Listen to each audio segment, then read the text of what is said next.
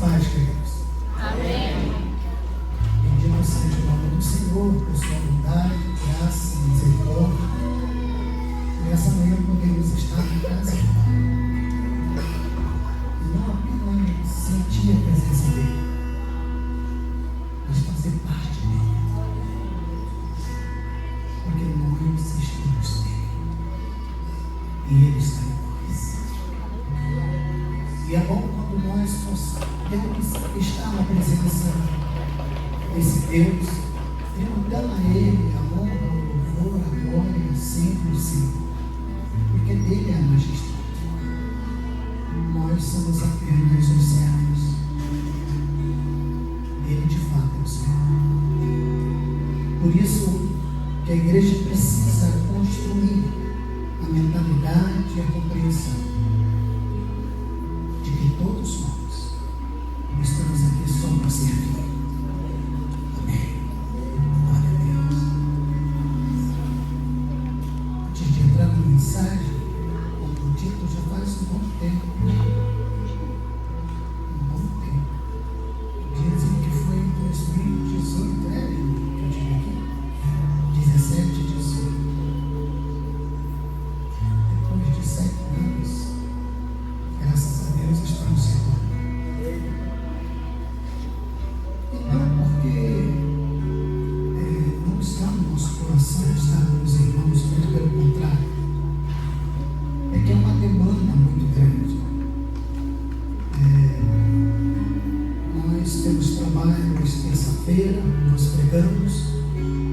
Aí pregamos também na quarta-feira, aí também na quinta-feira nós pregamos também, e na sexta-feira também pregamos, e também sábado a gente prega, e domingo a gente prega de manhã. Esqueci, de noite não pode faltar, a gente prega também. São 3 igrejas que a gente toma conta. Aí o resto da segunda-feira, se alguém me chamar para pregar, eu não atendo. Porque a gente tem que tirar o nosso tempo também para nós e para a família.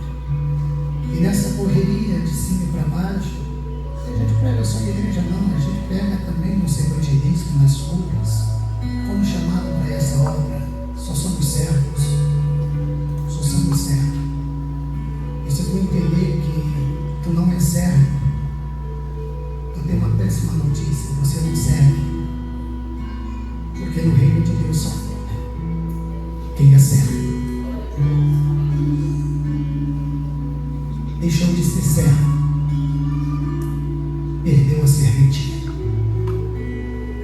Então não deixe que o espírito de servir, aquele que estava no Cristo e deve estar no nosso coração, saia da sua vida. Porque o dia que tu pensar que é Senhor, você perdeu a maior riqueza. Glória a Deus. Eu nem vou pregar sobre isso. E eu louvo a Deus por essa igreja, na pessoa do pastor Marival, a sua família, que sempre nos apoia, né? Idália é uma bênção. Idália é uma bênção. Glória a Deus. Eu preciso compartilhar isso contigo, que eu já gosto. Ela me chamou para almoçar e ela fez fígado.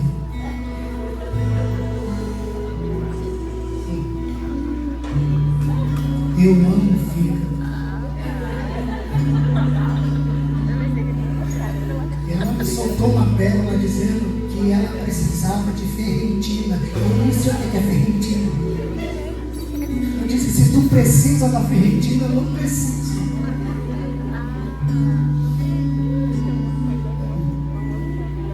O Senhor me livrai. Aí o Binha ontem me recebeu muito bem na sua casa e ele disse, pastor,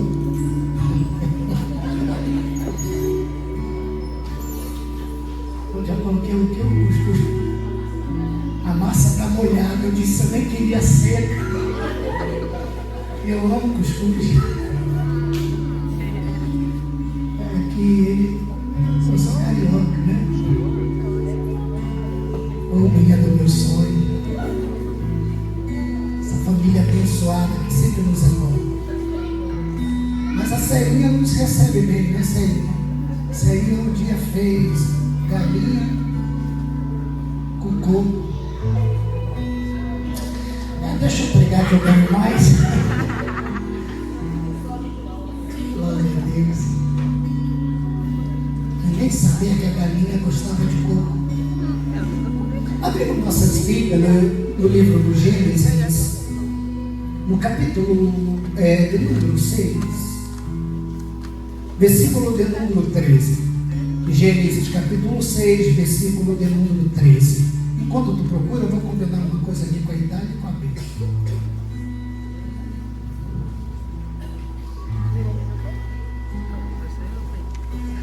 Acho que era 3, 6. Agora 6, 3. Agora 6, 3. 6, 3.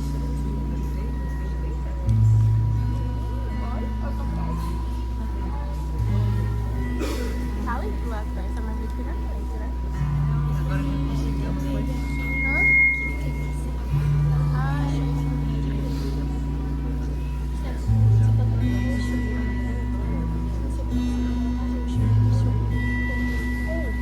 Era uma tela preta, só que toda show lá, não é?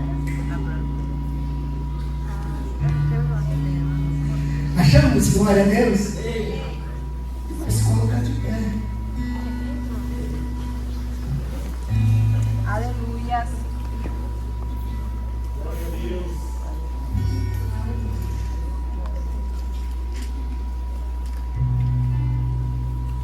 Eu vou ler nessa lição, porque a outra está.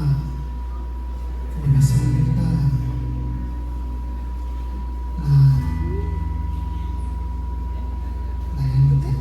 Vou ler nessa questão adicional. Diz assim: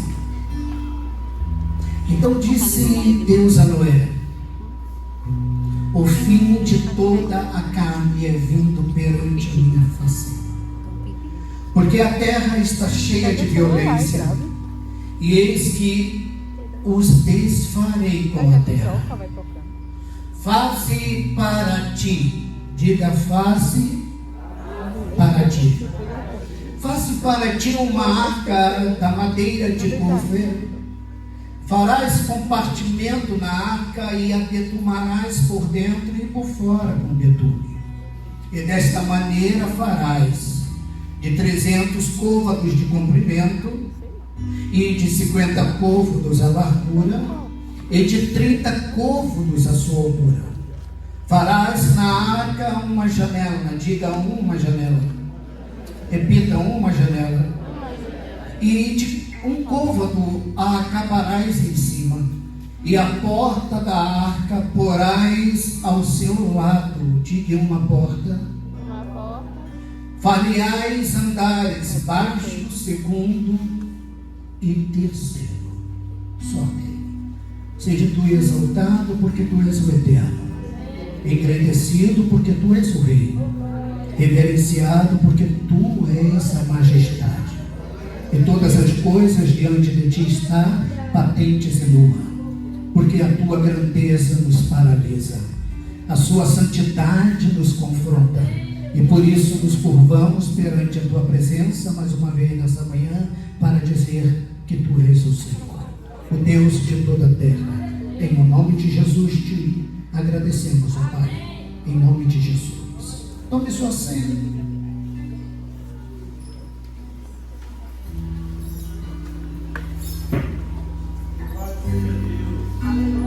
Redobre sua atenção.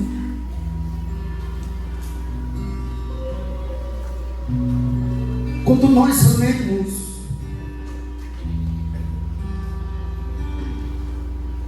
o livro do Gênesis e nós nos deparamos com o juízo de Deus no capítulo 6, quando Deus ele toma a decisão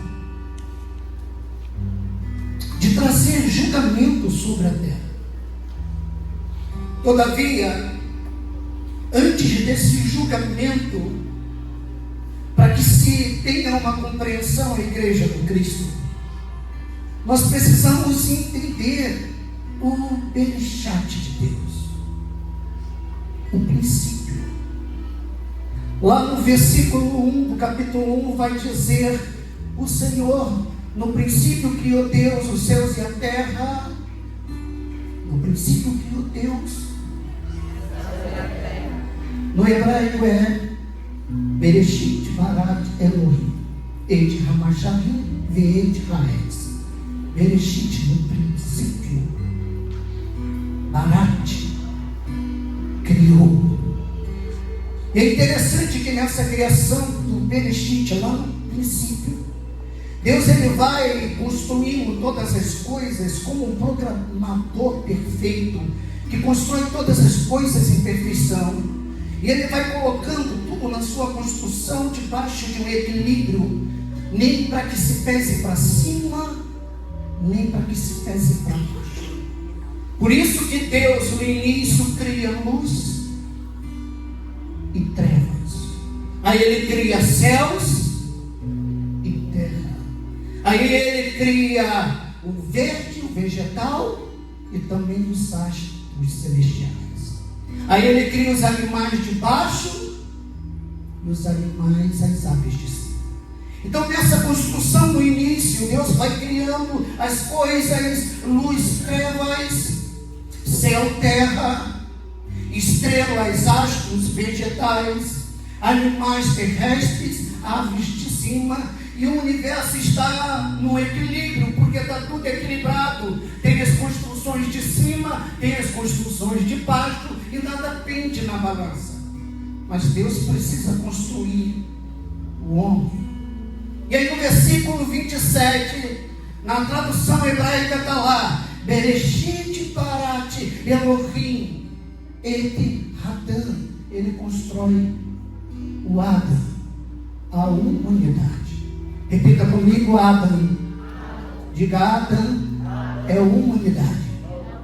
Deus não cria um homem apenas o sexo masculino. Deus cria Adam, porque homem e Adão é humanidade. Dentro desse ser que Deus cria, Deus coloca a balança em perfeito equilíbrio, porque Ele não constrói o homem só de baixo, porque o universo está em equilíbrio. E se Ele constrói o homem só de baixo, penderia para baixo. Se Ele constrói o homem só para cima, espiritual, penderia para o homem.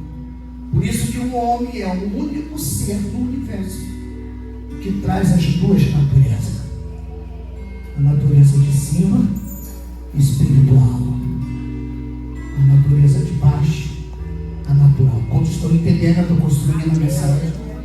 E esse homem, Adão, ou Adão no original, dentro dele está a humanidade. Tanto é que quando no capítulo 3 que Deus vai dar a Adão, a sua companheira, Deus não pega do barro e faz um boneco como fez para Adão. Ele tira de dentro de Adão a humanidade que já estava dentro dele. Quantos estão entendendo? Deus não tira do pó da terra, mas Deus tira de dentro de Adão, porque a humanidade já existia. E por que isso? Porque Adão era uma representatividade de Deus. Se todos os animais na terra, eles tinham suas companhias, Adão se sentia solitário, porque ele era o único ser no universo que não tinha companhia.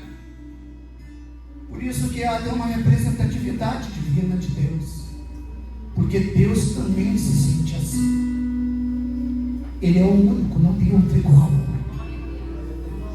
Por isso que ele cria Adão a sua imagem e semelhança, porque ele quer ter conexão com alguém que entenda o que ele entende, que conhece o que ele conhece, que saiba o que ele sabe. Por isso a oportunidade de estarmos em Cristo. Quantos estão entendendo? E esse Adão, um ser perfeito, que não tinha variação de dúvida nem questionamento sobre ele, Deus coloca sobre ele o que tinha sobre Deus. O que tinha sobre Deus, governar sobre o universo, sobre tudo. E Deus diz para Adão: você vai governar sobre tudo na terra. sobre todas as coisas. Você será a minha representatividade na terra. Nada na terra será maior do que você. E esse Adão, diferentemente do que muitos pensam, ele tinha um corpo glorificado, assim como Cristo tinha um corpo glorificado. Você se lembra que Cristo, ele anda sobre as águas? Cristo é o segundo Adão. E se o segundo anda sobre as águas, quando estão entendendo, é porque o primeiro também andava. Como tu acha que Adão colocou nome nos grandes peixes marinhos? Ele chamava para a orla a baleia e dizia: baleia, vem aqui, a orla. A baleia vinha. Não, Adão andava como Cristo andou, porque Cristo é o segundo Adão. Quando estão entendendo? Glória a Deus. Glória a igreja. Não que ele não estava atuando, mas eu sinto a palavra dele atuante. E esse Adão, poderoso em si, dominador em si, sobre todas as coisas, um dia ele decide comer do fruto que não deveria comer. E esse ser perfeito, que tinha conexão com o eterno, porque Adão, diferente da gente, olha para aqui, Adão não tinha fé. Fé tem quem não vê e precisa ter para poder acreditar. Adão, por ser espiritual, santo e perfeito, ele via, porque o eterno tinha conexão com ele e ele tinha conexão com o eterno. Adão não via só as coisas de baixo, Adão via também as coisas de cima, porque o Éden era o ponto de conexão entre terra e céu. E quando ele come do fruto, tudo desaba.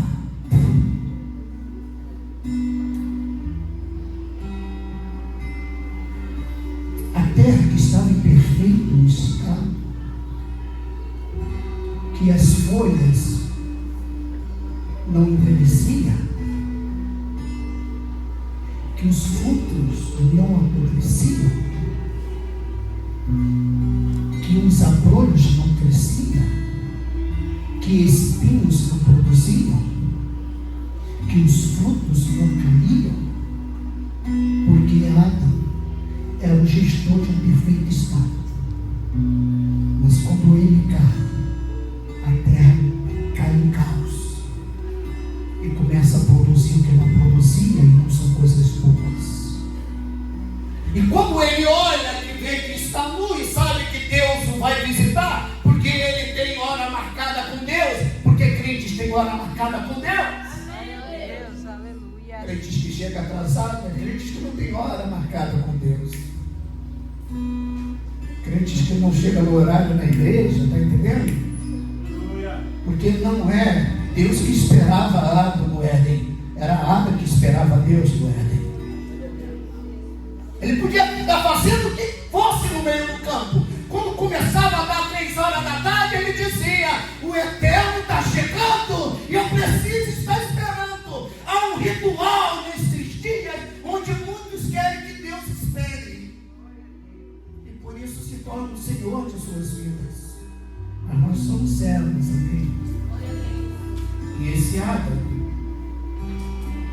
quando cai e vê que está nu, ele vai na figueira. Eu estou pregando para uma igreja inteligente que conhece a Bíblia. E o que faz? Ele o quê? Arranca o quê? Uma folha da figueira. Sim ou não?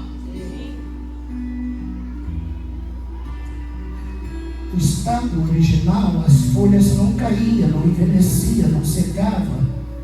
A única coisa que se tirava das árvores eram os frutos. E quando Adão, ele arranca a folha da figueira, ele está ferindo a figueira. Porque quem está ferido, a única coisa que sabe é ferir. É coincidência ou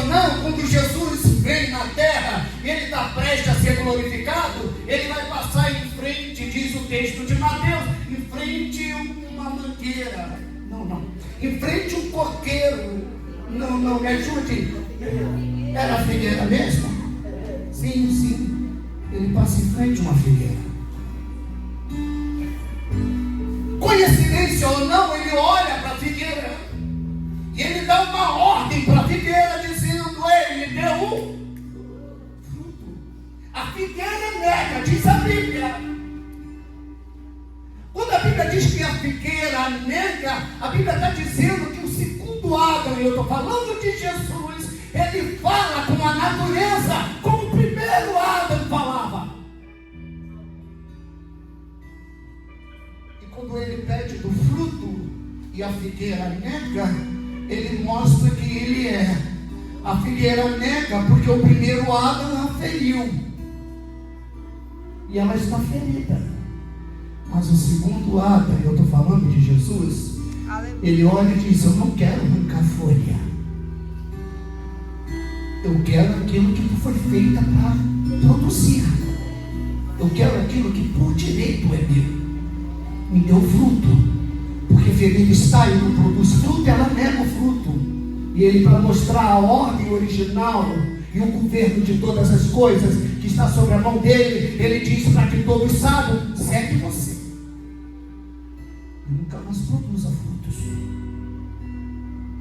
No outro dia, quando os discípulos passam, que vê a figueira seca, entende que ele é o Senhor e que ele está para restaurar aquilo que o primeiro Adão deixou a desejar. Quantos estão entendendo? Eu estou construindo a mensagem. Aí o Eterno desce, vê ele e cria um julgamento sobre ele. A partir de hoje tu sai do Éden. E Adão sai do Éden com Eva. E quando eu vejo esse capítulo 3, eu sempre fico a pensar no dia seguinte. Um dia depois que os portões do Éden se fecharam. Quando Adão sai às 3:pouca da tarde, que foi a hora do juízo e do encontro, aquela noite cai e ele não dorme direito. No outro dia de manhã, creio eu, Adão volta e diz assim: eu vou lá no Éden, porque eu vou acessar as portas que são minhas. E quando ele chega no Éden, ele se depara com os querubins que está guardando e diz: aqui tu não entra mais. E esse homem volta frustrado, porque ele tinha acesso às grandezas e um contato que só ele tinha, e ele perde. E eu estou falando para aqueles que se afastam: cuidado para a porta não se fechar. Muito cuidado para a porta não se fechar, porque se ela se fechar, ninguém pode abrir. Quantos estão entendendo? E esse homem vai viver uma vida de frustração, de terrores, e como um pecado gera outro, ele vai gerar Caim e Abel, e o seu filho vai matar o seu outro filho, e o mundo está em desordem e desgraça. Todavia, porém, Deus, com a sua graça e misericórdia, ele começa a colocar pessoas no caminho para buscar restauração. No entanto, os filhos de Deus e os filhos dos homens, deixa eu trabalhar aqui só para tu entender. Embora alguns teólogos dizem que os filhos de Deus são os anjos que caíram, Jesus quebra todo esse protocolo, dizendo que quando a gente for arrebatado e levado aos céus, nós seremos como os anjos, que não se casam nem se dá em casamento, e não pode procriar. Então, se nós seremos igual aos anjos, Jesus está cortando qualquer coisa que possa dizer que os anjos desceram e tiveram relações com as filhas dos homens e procriaram. No entanto, o que nós não podemos deixar de entender é que os filhos de Deus são os que foram gerados antes do pecado. E os filhos dos homens, os gerados depois do pecado. E esses filhos gerados antes do pecado começaram a ter relações com os que nasceram depois do pecado. E criou um caos na terra. E é em meio a isso que Deus traz para si Enoque, e Enoque começa a dar com Deus. E Enoque, quando tem 60 anos, que começa a dar com Deus, ele vai gerar um filho.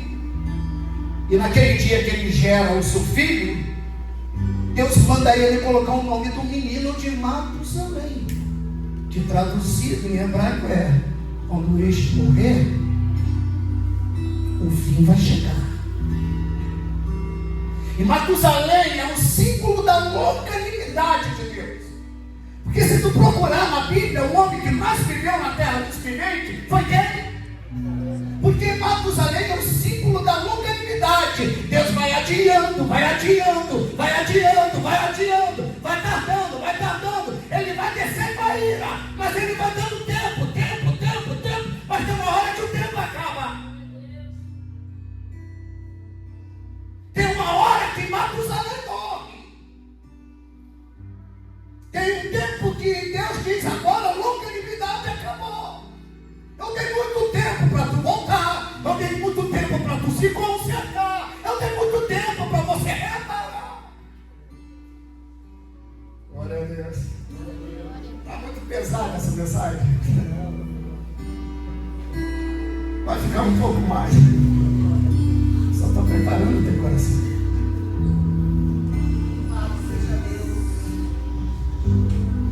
E é engraçado que Matusalém é o pai de Jared. E Jared é o pai de Noé. E Noé, quando entra na arca, se tu fazer o cálculo da genealogia do tempo que Matusalém gerou Jared, Jared gerou a Noé, vai dar certinho o tempo de vida de Matusalém. Ou seja, quando Matusalém morre, o dilúvio cai. Quantos estão entendendo? E aqui a gente chega na mensagem, amém? E então o Senhor diz para Noé: Noé, rapaz, faz uma arca para... Repete. Noé, faz uma arca para... É Deus dizendo para Noé: não vai fazer nada na igreja para mim. O que tu faz no reino é para ti, é isso. Você não vem na igreja para mim. Você vem na igreja para você cumprir a salvação. Você não serve a Jesus para mim. Você serve para alcançar nele a salvação. Porque ninguém constrói arca para Deus, constrói para você mesmo. Então, quando tu começar a pensar que tu está indo na igreja, filhinho, filhinha, um menino bonito, menininha linda, por causa de papai e de mamãe, não é assim. Tu faz para você. Quando tu pensa que é por causa do teu esposo, para agradar ele, ei rapaz, você vem é para você. Quando tu pensa, moça, que está fazendo por causa do seu marido, para agradar ele, ei moça, é para você. Nós construímos arca para nós, não é para ele. Ele não precisa de arca, ele é a nossa arca.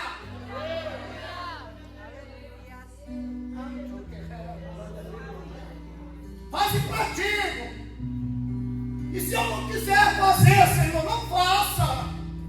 Mas o juízo vai vir, é fatal. E se eu quiser fazer, faça. Porque o que tu está fazendo é o que tu vai entrar. Então, quer um conselho?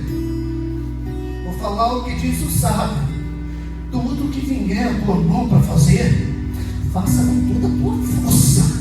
Vai levar a bomba com toda a tua força, com toda a tua coração, com tudo que há em ti, porque Deus não quer coisa pouca. Faça para ti. Lembre-se, Noé, está fazendo para você. Se esse barco afundar, quem perde é você, Noé.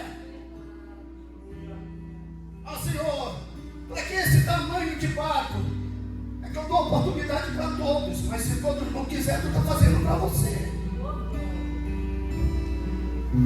Porque no final é você que vai precisar de entrar nesse barco, nessa arca. Agora é o símbolo da tua redenção. Glória a Deus. E aí Deus dá algumas diretrizes. Você vai fazer ela simples, simples, pai. Você faz ela assim, ó. Você constrói ela com 300 côvados de comprimento. Aí tu constrói ela com 50 côvados de largura. E tu constrói ela com 30 côvados de altura, que vai dar para 3 compartimentos. E aí Deus manda Noé fazer uma coisa que eu fico me pensando. E aí Deus diz assim: tu vai fazer uma janelinha do tamanho de um côvado. Para que se serve janelas?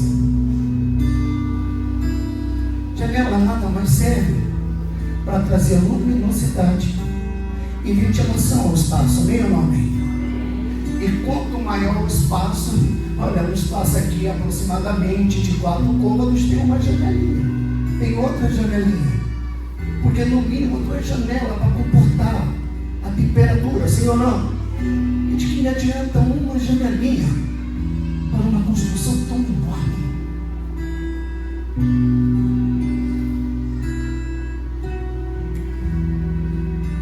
Até porque aquela janelinha não serviria de ventilação, porque ela teria que ficar lacrada, porque se abre, afunda, e ela não serviria para claridade, porque no dia que o dilúvio caiu, a terra escureceu e ficou em densas trevas durante 40 dias e 40 noites. Olha para aqui, por favor, só para entender.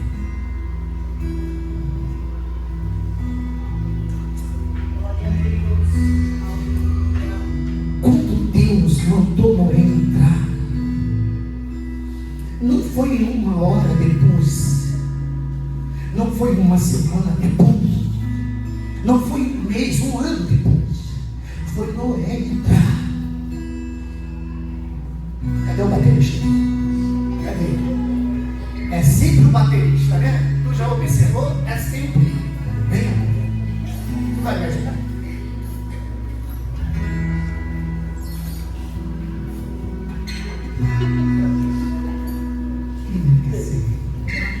Já viu que nas bandas é sempre o baterista.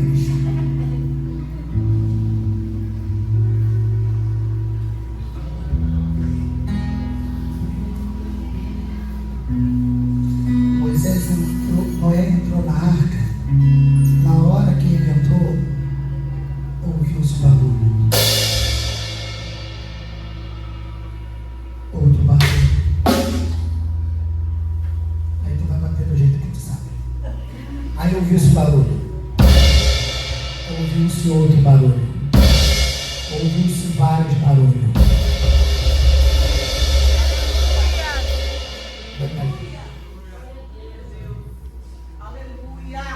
Fica aí, não sai.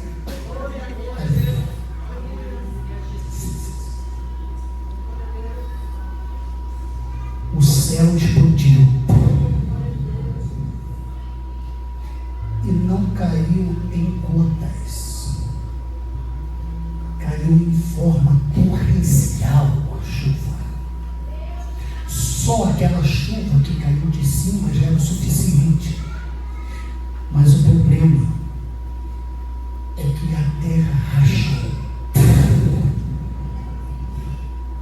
e as águas que estavam embaixo subiram.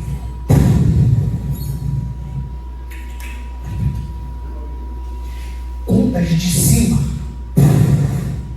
se encontraram com as de baixo, você já viu que arqueólogos eles pesquisam na arqueologia e vê fósseis de animais antigos que estavam aí e viraram fósseis. Quantos já viram isso? Já viram? Ah, descobriu um fóssil e o animal ainda estava com a comida na boca. Como que ele fossifica com a comida na boca? É porque naquele dia os gases soltou na terra e não teve para onde correr. Tudo paralisou na hora. Não tem para onde correr. Para onde era para correr, a porta já fechou. Quantos estão entendendo? E então Noé lá dentro da arca, por favor, começa a ouvir o barulho daquela chuva torrencial e só sente a arca balançar e subir, cheio de animais. Olha para aqui, pelo amor de Deus. Mas lá dentro está tudo escuro. Todos os animais com o temor daquele que está trazendo juízo. Sem cão já fez, suas esposas, tudo tremendo de medo. E durante aquele tempo todo de intensas trevas, só tinha uma luz acesa no universo. Uma única luz.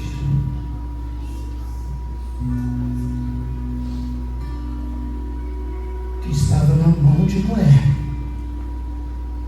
E a arca toda escura, ele passava com uma tocha. Quando estão entendendo? E quando aqueles que vinham à luz, que estava tomado de medo, perdiam o medo, porque ainda tinha luz. E Noé andava no primeiro, Noé andava no segundo, Noé andava no terceiro, e só ele tinha luz. E por onde ele passava no terceiro, ele era luz. Onde ele passava no segundo, eu estou pregando para uma igreja que entende, ele era a luz. Onde ele passava no primeiro, ele era a luz. Porque lá em cima estava tudo escuro e ninguém vê nada. Mas nesse universo planetário tão vasto, tinha uma luz que iluminava o mundo. Está na mão de Noé, que está dentro da arca. Nessa manhã eu estou pregando para uma igreja que Deus chamou para não ser trevas, mas para ser luz que ilumina por onde quer que passar. Você é a luz no trabalho, você é a luz no colégio, você é a luz na tua casa, você é a tocha que ilumina a arca, a arca.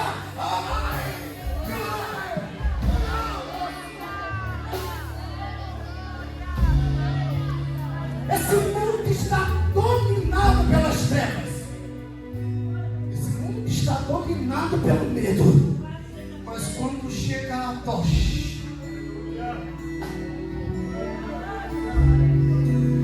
e Noé está andando e dizendo: não temas, não temas, não temas, ele está conosco. Não temas, não temas. Eu não sei quais as trevas que está montando o seu coração e a sua alma, gerando medos de juízo, de destruições, de desgraça, porque o mundo já estreva, o mundo já é maligno, mas você foi chamado para ser luz nessa terra, e a luz que está em ti espalhe todo medo e lança fora todo medo. Todo medo.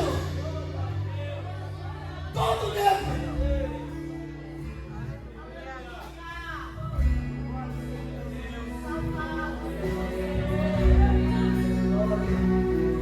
Eu vou orar. Eu quero orar contigo. Coloca a tua mão no teu coração aí, em nome de Jesus.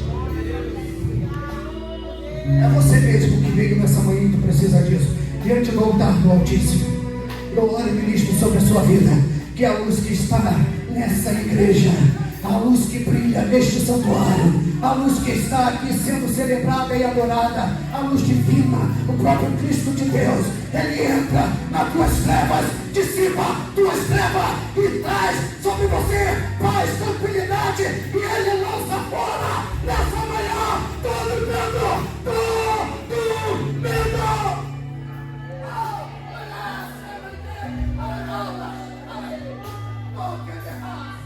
Todo medo de lançar por fora tua alma, tua vida. Não sei se era doença, preocupações, dívidas, perseguições, injúrias, calúnias. Hoje Ele lança fora. Marquei para você. Ele lança fora todo medo e te gera uma tocha para a glória dele, para a glória dele.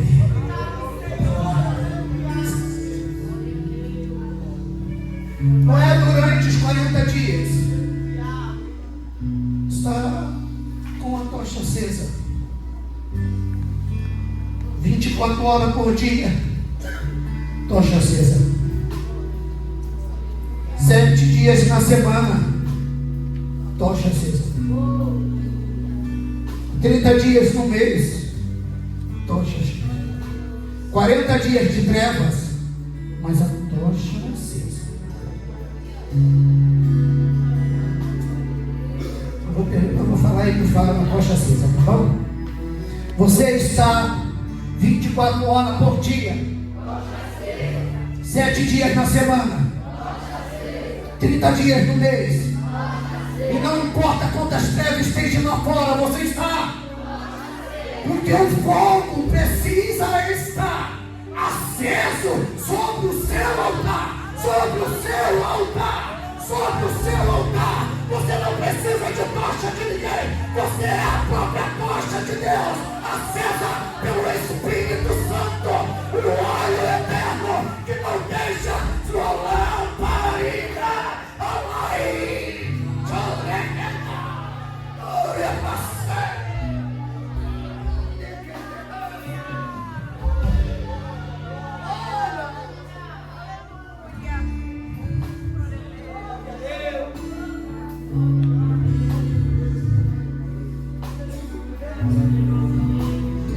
Depois de 40 dias a chuva para, mas as águas continuam. Embora o texto diga, vai aqui, que as águas baixaram, não é assim que o texto diz? Depois de 150 dias as águas baixaram. Todavia é uma figura de linguagem, assim como a Bíblia diz lá em Josué, que Josué orou e o sol, e a gente sabe, né, cadê os que são formados, o processo de translação e rotação, né, professora? Eu já gosto. Translação é o que mesmo, mulher?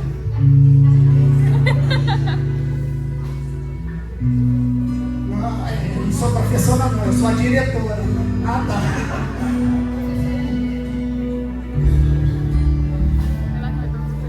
Rotação é o que mesmo? Cadê? É você que é professora. Ai, meu Deus. Rotação vem de roda, assim ou não? Que gira, e translação que gira em torno. A gente não entende isso hoje, mas na época acreditava que era o sol que girava em torno da terra. Por isso que o texto diz que o sol parou. Na verdade, quem parou foi a terra. Por isso que os cientistas não conseguem identificar. E eles ficam loucos, porque a terra está com um dia de atraso. E não só um dia de atraso, também está com 17 minutos de atraso. E eles não entendem porque José orou e a terra parou um dia. Aí os 17, teve um homem lá que estava enfermo e disse: Senhor, se tu me curou mesmo, me prove aí. Eu vou colocar aqui esse relógio e eu quero que o relógio de Acais volte. São orações simples que atraem o coração de Deus. Orações cheias de fé. Quando orado com fé, até a terra para.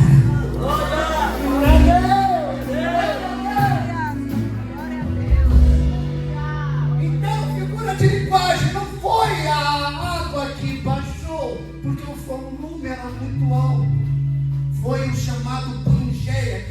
europeu. Isso daí é outra aula, tá bom?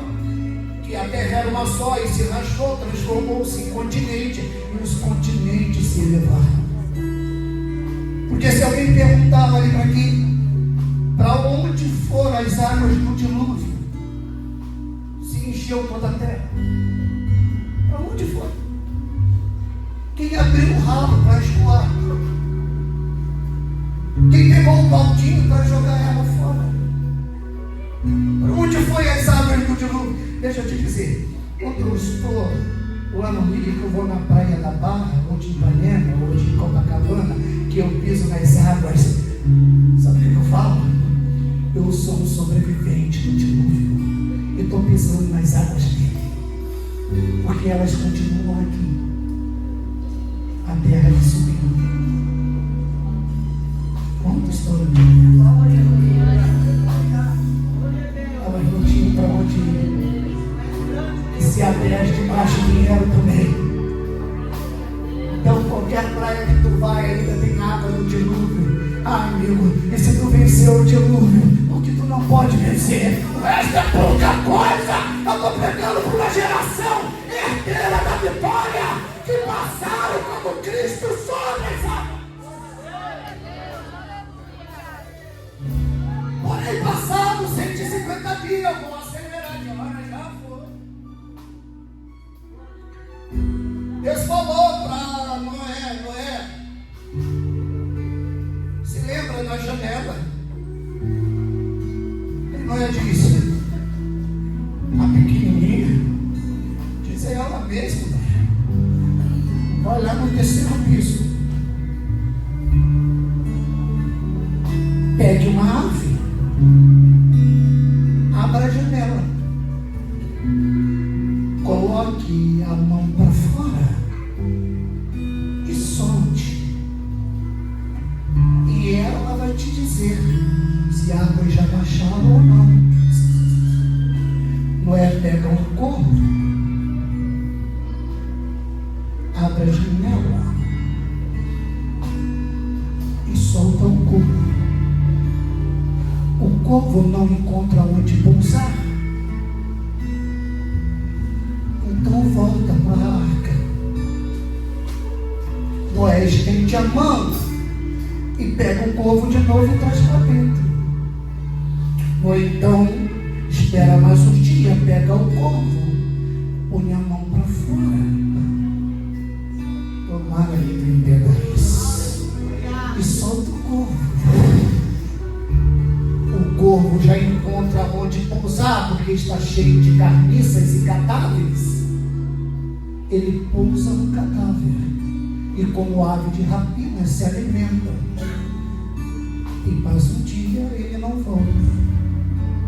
2 dias, ele não volta. 3 dias, ele não volta. Então Noé vai lá e pega uma pomba, coloca a mão na janela e solta a pomba. Como ainda só tem cadáveres, a pomba volta. Para onde? Para onde? Então Noé pega no outro dia a pomba, solta ela de novo da mão. Ela vai e só encontra cadáveres e ela volta para onde? Noé pega a mesma pomba no outro dia, põe na janela da arca, solta a pomba, ele encontra a árvore, pega uma folha e volta. Para onde? A diferença de crentes corvos para crentes pombas é que os corvos só aproveitam da igreja, da arca.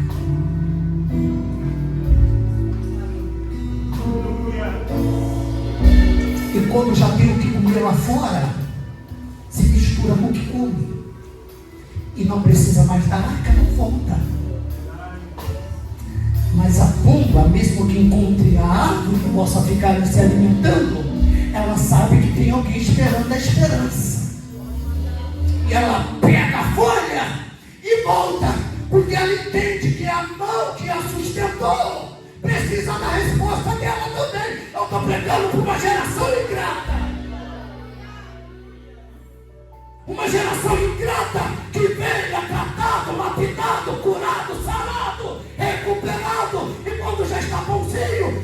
para o mundo.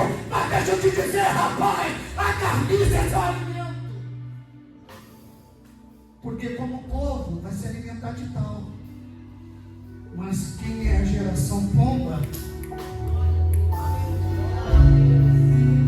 Não sei se eu estou entendendo. Quem é a geração pomba? Não importa o que ganhe lá fora, sabe onde é o seu porto seguro. Não é porque não precisa mais da mão de Noé que vai largar a mão de Noé. Porque se Noé aguardou, protegeu, sustentou, Noé também precisa da resposta dela.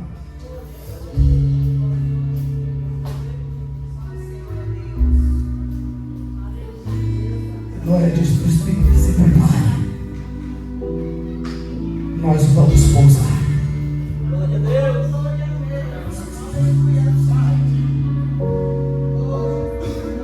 E a arca vai indo, e aí encontra o Ararate.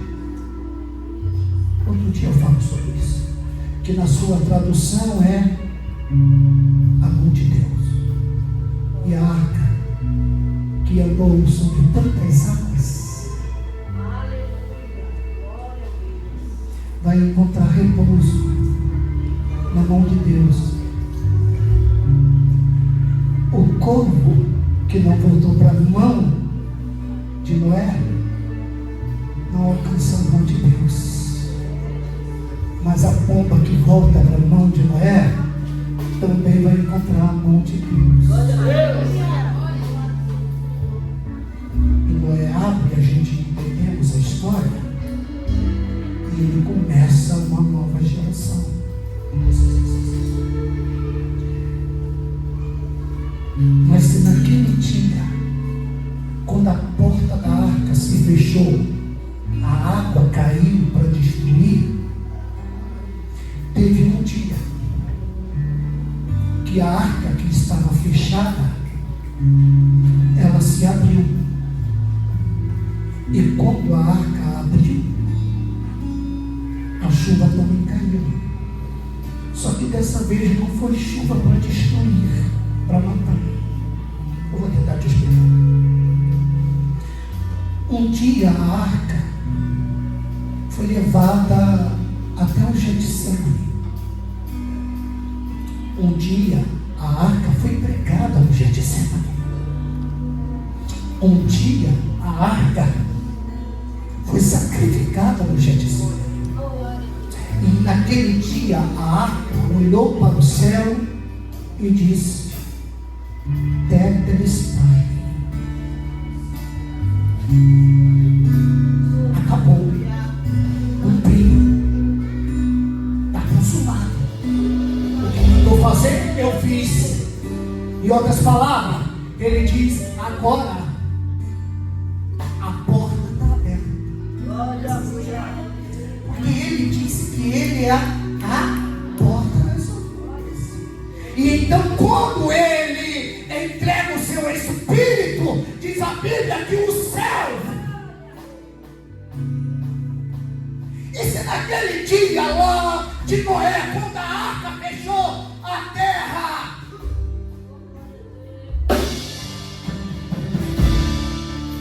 naquele dia, quando a arca lá do Calvário abriu, a terra também. A terra também. A terra também. A terra também. E quando a terra estremecer, o céu também ficou negro, igual nos dias de Noé.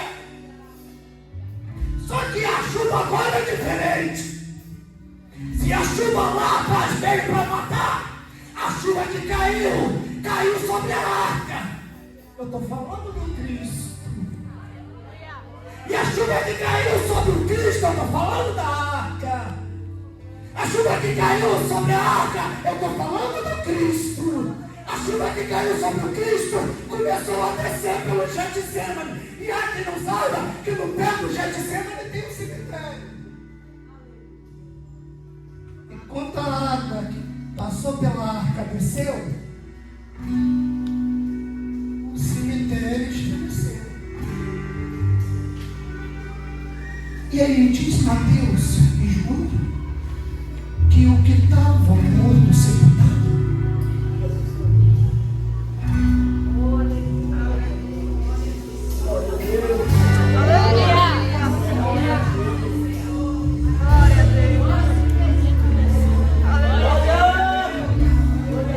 pausa aí para a gente dar um glória para Deus. E então ressuscitaram. Nossa mão, gente, Esther. Aí, Esther, aquela esposa que estava chorando pelo marido morto, naquele dia está tudo escuro, a terra tremendo, e alguém bate na porta.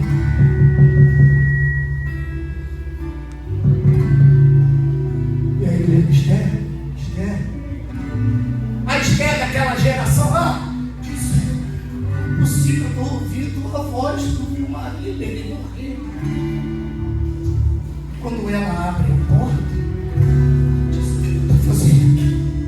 Ele disse: eu sei que eu estava sepultado e veio a água de cima. Tocou em mim, eu comecei a se regenerar. Levantei a olhar. Olha como eu estou todo molhado, porque a água da vida me tocou. O filho que perdeu a mãe que perdeu o filho, o amigo que perdeu a amiga, começaram a bater na porta. Diz o texto que uma multidão se levantou, porque segundo o outro a água foi para matar. Nesta manhã, nessa igreja, a terra continua tremendo, tremendo, tremendo, tremendo, tremendo, tremendo.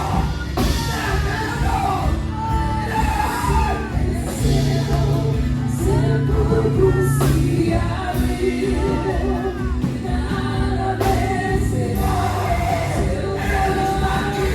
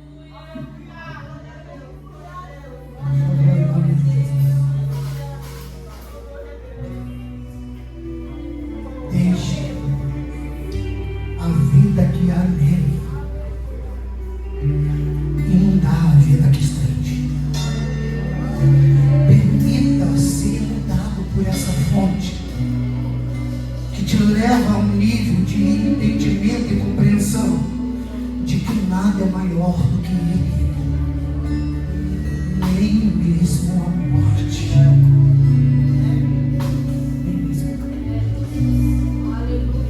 Por isso que Ele nos levantou como a geração da tocha, da luz nesse mundo, mas também a geração da fonte das águas nessa terra.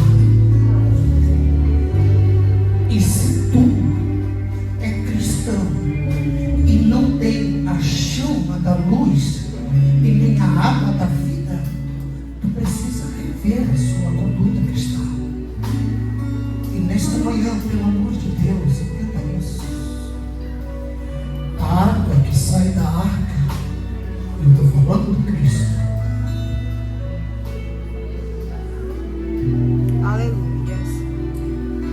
porque Ele abriu as portas. Glória a Deus, aleluia.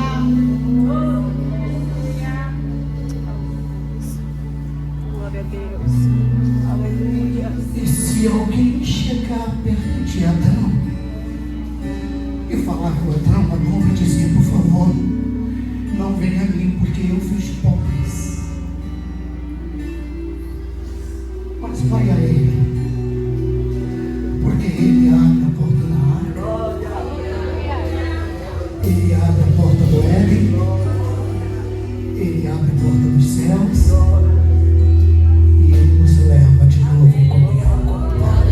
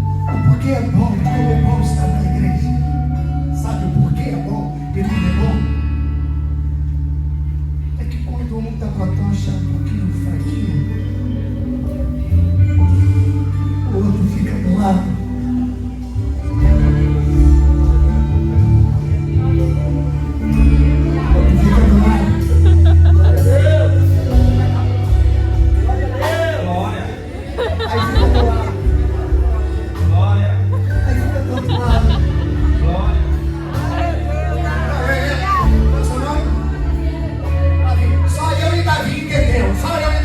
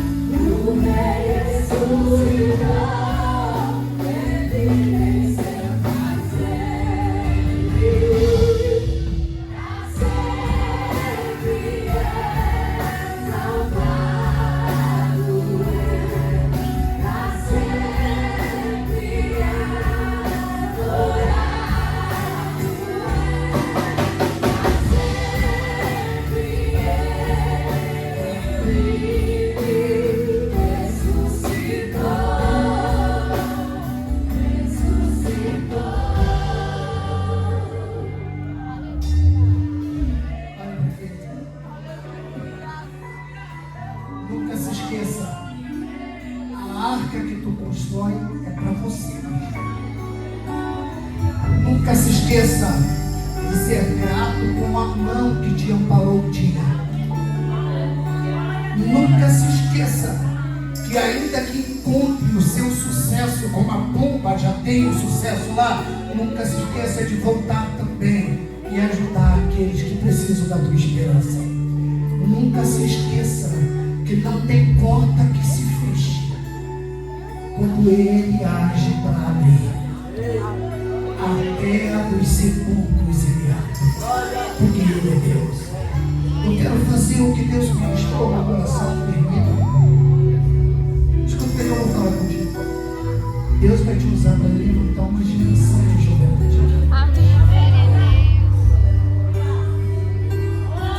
Lá no seu trabalho, Deus vai começar a te usar poderosamente. Tem mais alguém aqui que quer ficar sério? É você? Fica aqui assim. Se junte em oração, porque Deus vai fazer uma revolução aqui no lugar. Ele é Deus poderoso para fazer, e por intermédio de vocês, outros mais da companhia vai entrar por este lugar. Todavia, porém, Deus tem um negócio contigo com a juventude. E essa igreja vai ser reativada numa chama. Eu vejo fogo da parte de Deus chegando para essa juventude, principalmente para a juventude. Jovens, se preparem, porque a chama de Deus vai tocar em vocês, vai arder poderosamente em vocês, e nada, meu Deus, cadê a menina que rolou aqui? Cadê a filha doente? Cadê? Vem aqui, vem aqui, moça! Cadê a outra que rolou? Cadê a outra que rolou aqui também? Glória a Deus!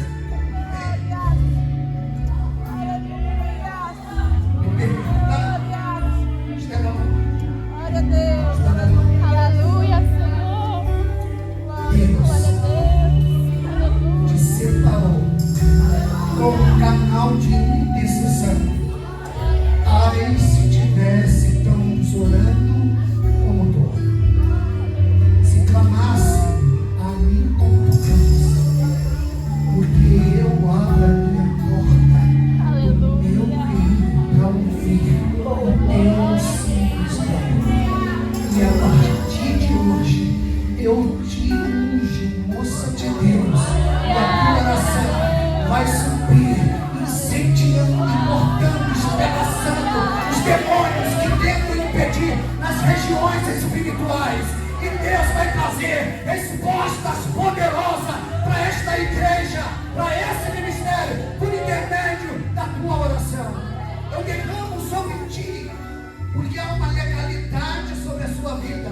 Eu ministro a promessa que estava sobre seus antepassados, que repouse também sobre ti. A geração que buscava, a geração que adorava, que não precisava de muita coisa, mas simplesmente da sinceridade e da verdade. E eu derramo sobre ti a graça e a unção de adoradores, de verdade e de sinceridade. Que seja acesa a chama sobre a sua vida. Eu derramo sobre ti azeite da parte de Deus, para que tu alcance os que precisam ser alcançados. Que Deus coloque no teu caminho os que precisam ser colocados. E que o Senhor te dê graça, sabedoria, inteligência, estratégias, para que tu alcance aqueles que precisam ser tocados. Que o nome do Senhor te direcione, que mostre a estrada a prosseguir. Porque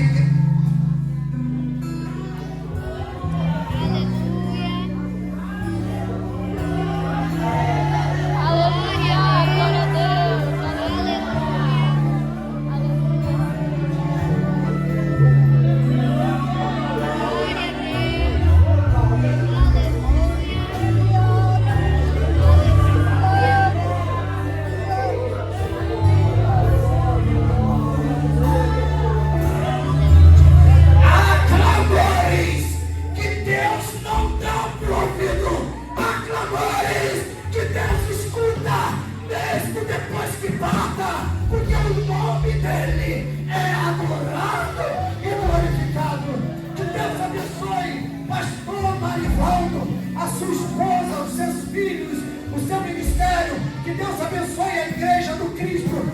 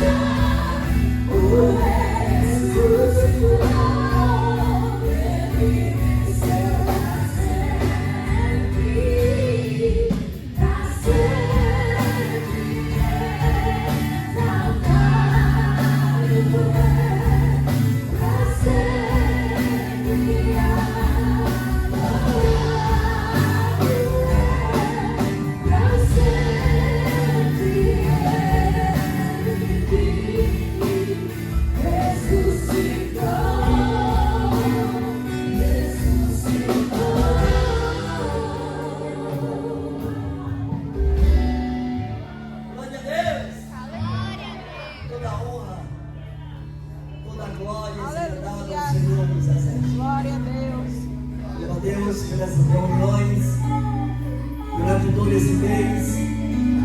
E ontem eu vi o meu filho agradecer a Deus, dizendo obrigado, Senhor. Amanhã é o último dia. Nós conseguimos. Amanhã é o último dia. Obrigado, Senhor. E toda a honra e toda a glória para o Todo-Poderoso. Esses dias me proporcionaram também muita alegria no meu coração. 12 recordações desde a chegada do meu filho, que veio para essa festividade ali no Rio de Janeiro para fazer a mensagem da abertura. É o Fábio Corbacho. Há muitos anos atrás ele se encontrou através do pastor Reinaldo no programa Encontro com Deus e nos separamos por um tempo.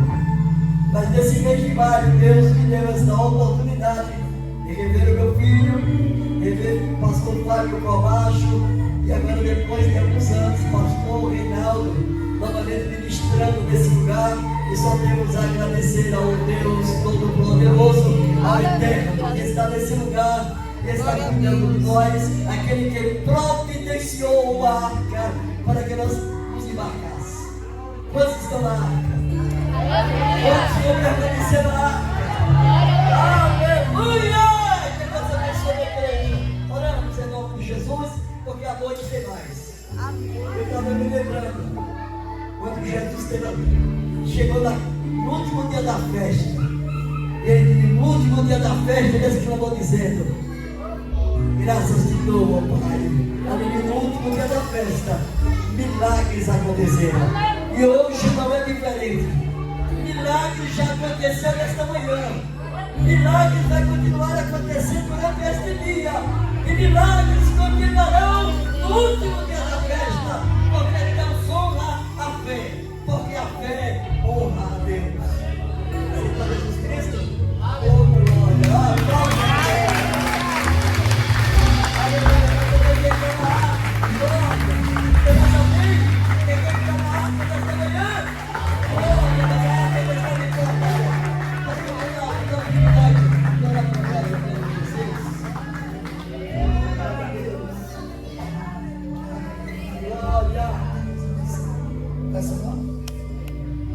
Suélia, eu para gravar nome só Jesus na casa, tá? Nome só Jesus na casa, mas da Suélia eu vou gravar. Aí, falei que eu gravo. Glória a Deus, nós louvamos a Deus porque a porta está aberta. Glória a Deus, aleluia. E só se pode entrar enquanto ela está aberta. Depois que fecha, por mais que abra, ela está. Nós louvamos a Deus.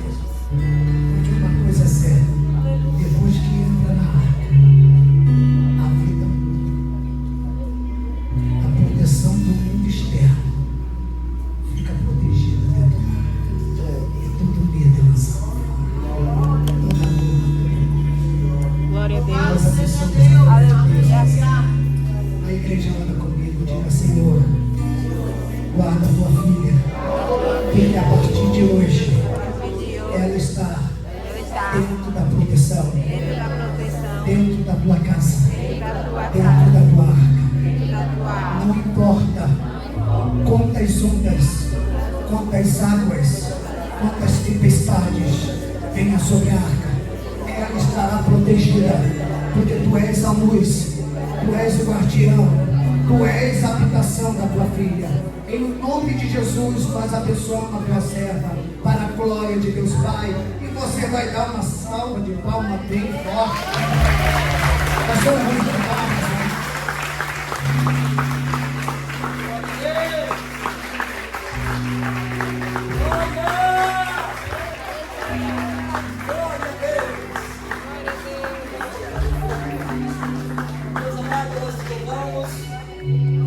Desde já te agradecemos, Pai amado, pela tua presença nesse lugar.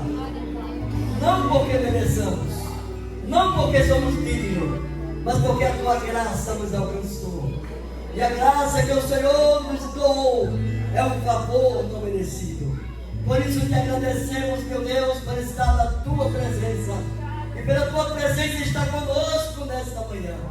Continua, meu Deus, a todos que ouviram, abençoando a todos que ouviram a tua palavra, guardando, protegendo e livrando de todo mal. Dá-lhe, Senhor, um dia abençoado, uma preparação do culto para a noite, e durante todo este dia seja em adoração a ti, que é digno de receber o louvor, a honra e a glória para todo sempre. Pai, nos espere em paz, que a noite possamos voltar debaixo da tua grande proteção, em nome de Jesus.